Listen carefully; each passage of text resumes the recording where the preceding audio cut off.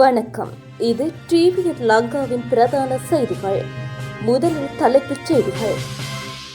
மண் சரிவில் பாதிக்கப்பட்ட மக்களுக்கு மாற்றுக்காணி வழங்க திட்டம். இக்கட்டான நேரத்தில் உதவும் இந்தியாவுக்கு மகாநாயக்க தேரர்கள் நன்றி. அமெரிக்க தூதுவர் ஜனாதிபதியின் சிரேஷ்ட ஆலோசகர் இடையில் சந்திப்பு. சிவாஜிலிங்கம் அவசர சிகிச்சை பிரிவில். நாடு முழுவதும் பலத்த பாதுகாப்பு. களமிறக்கப்படும் 2500 போலீசார். டிட்வா புயல் காரணமாக பாதிக்கப்பட்ட காணிகள் குறித்து கணக்கெடுப்பு ஒன்றை நடத்துவதற்கு காணி ஆணையாளர் நாயகம் திணைக்களம் அவதானம் செலுத்தியுள்ளது. இதற்கமைய மண் சரிவுக்கு உள்ளான காணிகளை பாதுகாக்கப்பட்ட பிரதேசங்களாக மாற்றிய பின்னர் அக்காணிகளை மீண்டும் அளவீடு செய்ய வேண்டும் என காணி ஆணையாளர் நாயகம் சந்தன ரணவீர ஆராய்ச்சி தெரிவித்தார். இதன்போது அபாய வலயங்களில் உள்ள காணிகளை பாதுகாக்கப்பட்ட பிரதேசங்களாக மாற்ற தீர்மானித்தால் அனுமதி பத்திரம் கொண்ட அக்காணிகளின் பெறுமதியை மதிப்பீடு செய்து நஷ்ட ஈடு அல்லது மாற்றுக்காணி ஒன்றை வழங்க காணி ஆணையாளர் நாயகம் திணைக்களம் தயாராக உள்ளது. இதற்கமைய சம்பந்தப்பட்ட காணிகள் தொடர்பான தகவல்களை அந்தந்த மாவட்ட அரசாங்க அதிபர்களிடமிருந்து கோரியுள்ளதாக தெரிவிக்கப்படுகிறது.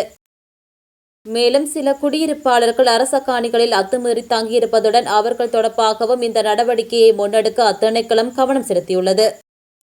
இதுகுறித்து ஏற்கனவே அழுத்தத்தினால் பாதிக்கப்பட்ட மாவட்டங்களில் உள்ள காணி அலுவலகங்களுக்கு தெரியப்படுத்தியுள்ளதாக காணி ஆணையாளர் நாயகம் சந்தன ரணவீர ஆராய்ச்சி மேலும் தெரிவித்தார். இலங்கைக்கான இந்திய உயர்ஸ்தானிகர் சந்தோஷ் ஜா நேற்று பிற்பகல் கண்டிக்கு விஜயம் செய்து மல்வத்து மற்றும் அஸ்கிரிய பீடங்களின் மகாநாயக்க தேரர்களை சந்தித்து ஆசிர்வாதம் பெற்றுக்கொண்டார். இதன்போது கருத்து தெரிவித்த மல்வத்து பீடத்தின் மகாநாயக்கர் அதிவணக்கத்திற்குரிய திப்பட்டுவாவே ஸ்ரீ சித்தார்த்த சுமங்கல தேரர் மற்றும் அஸ்கிரிய பீடத்தின் மகாநாயக்கர் அதிவணக்கத்திற்குரிய ட்ரிய வரக்கா கொட ஸ்ரீ ஞான ரத்தன தேரர் ஆகியோர் இலங்கை ஏதேனும் பிரச்சினைக்கு முகம் கொடுக்கும் எந்த ஒரு சந்தர்ப்பத்திலும் இந்தியா உடனடியாக செயற்பட்டு தேவையான ஒத்துழைப்பை வழங்குவது குறித்து தமது நன்றியை தெரிவித்தனர். பின்னர் ஊடகங்களுக்கு கருத்து தெரிவித்த சந்தோஷ் ஜா இலங்கைக்கு உதவி தேவைப்படும் இந்த தருணத்தில் இந்தியா மிகுந்த அக்கறையுடன் தலையிட்டு தேவையான ஒத்துழைப்பை வழங்கும் என்று குறிப்பிட்டார். அத்துடன் இலங்கைக்கு தேவையான எந்த நேரத்திலும் ஒத்துழைப்பு வழங்க இந்திய அரசாங்கம் நடவடிக்கை எடுக்கும் என்றும் அவர் கூறினார். இந்நிகழ்வில் இந்திய உதவி உயர்ஸ்தானிகர் வி சரஞ்சாவும் கலந்து கொண்டார். இலங்கைக்கான அமெரிக்க தூதுவர் ஜீலி சங் மற்றும் விஞ்ஞானம் தொழில்நுட்பம் தொடர்பான ஜனாதிபதியின் சிரேஷ்ட ஆலோசகர் பேராசிரியர் கோமிக உடுகம சூரிய ஆகியோருக்கு இடையிலான சந்திப்பு ஒன்று கொழும்பிலுள்ள அமெரிக்க தூதரகத்தில் அண்மையில் இடம்பெற்றது. டிட்வா புயலால் பாதிக்கப்பட்ட மக்களுக்கு நிவாரணம் வழங்குதல் மற்றும் இலங்கையை மீண்டும் கட்டியெழுப்புதல் குறித்தும் இலங்கையில் எதிர்காலத்தில் அறிமுகப்படுத்தப்படவுள்ள தேசிய ஆராய்ச்சி மற்றும் அபிவிருத்தி கொள்கை குறித்தும் இதன்போது கவனம் செலுத்தப்பட்டுள்ளது. வல்வெட்டித்துறை நகரபிதா சிவாஜிலிங்கம் அவசர சிகிச்சை பிரிவில் அனுமதிக்கப்பட்டுள்ளதாக தெரிவிக்கப்பட்டுள்ளது. தொடர் மருத்துவ சிகிச்சைகளுக்கு உட்படுத்தப்பட்டு வந்த சிவாஜிலிங்கம் உடல் ரீதியாக மிக இயலாத நிலையிலேயே வல்வெட்டித்துறை நகரசபை தவிசாளராக தெரிவு செய்யப்பட்டிருந்தார். இந்நிலையில் இன்று ஏற்பட்ட உடல்நலக்குறைவு காரணமாக அவர் பருத்தித்துறை ஆதார வைத்தியசாலையின் அவசர சிகிச்சை பிரிவில் அனுமதிக்கப்பட்டுள்ளதாக தகவல்கள் தெரிவிக்கின்றன. தற்போது அவர் மருத்துவர்களின் கண்காணிப்பில் சிகிச்சை பெற்று வருவதாகவும் அவரது உடல்நல நிலை குறித்து மேலதிக தகவல்கள் பெறப்பட்ட பின்னர் அறிவிக்கப்படும் என கட்சி வட்டாரங்கள் தெரிவித்துள்ளன. வல்வெட்டித்துறை நகரசபையின் புதிய தவிசாளராக கடந்த நவம்பர் 28 M.K. சிவாஜிலிங்கம் தெரிவு செய்யப்பட்டார். சுமார் 27 வருடங்களுக்கு பிறகு மீண்டும் அவர் இந்த பதவியை ஏற்றுள்ளார் என்பதும் குறிப்பிடத்தக்கது.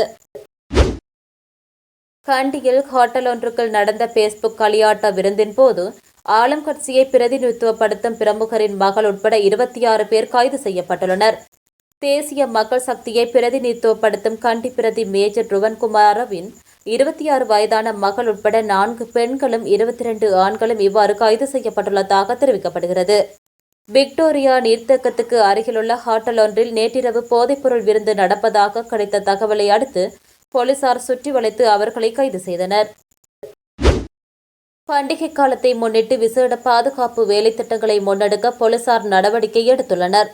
இதற்கமைய 2500 போலீசார் பணியில் ஈடுபடுத்தப்பட்டுள்ளதாக போலீஸ் ஊடக பேச்சாளர் F.U. வுட்லர் தெரிவித்துள்ளார். மக்கள் அதிகம் கூடும் இடங்களில் விசேட வேலைத்திட்டம் நடைமுறைப்படுத்தப்பட்டு வருவதாகவும் போலீஸ் ஊடக பேச்சாளர் குறிப்பிட்டுள்ளார்.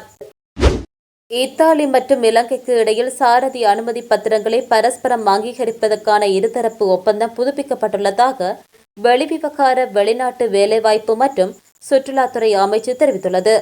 இதற்கமைய இது தொடர்பான ஒப்பந்தம் நேற்று இத்தாலியின் ரோம் நகரில் கையெழுத்திடப்பட்டது. இலங்கை அரசாங்கம் சார்பில் இத்தாலிக்கான இலங்கை தூதுவர் சத்யா ரொட்ரிகோவும், இத்தாலி அரசாங்கம் சார்பில் வெளிவிவகாரம் மற்றும் சர்வதேச ஒத்துழைப்பு தொடர்பான பிரதி அமைச்சரும் அரசு செயலாளருமான மரியா திரிபோடியும் இந்த ஒப்பந்தத்தில் கையெழுத்திட்டனர்.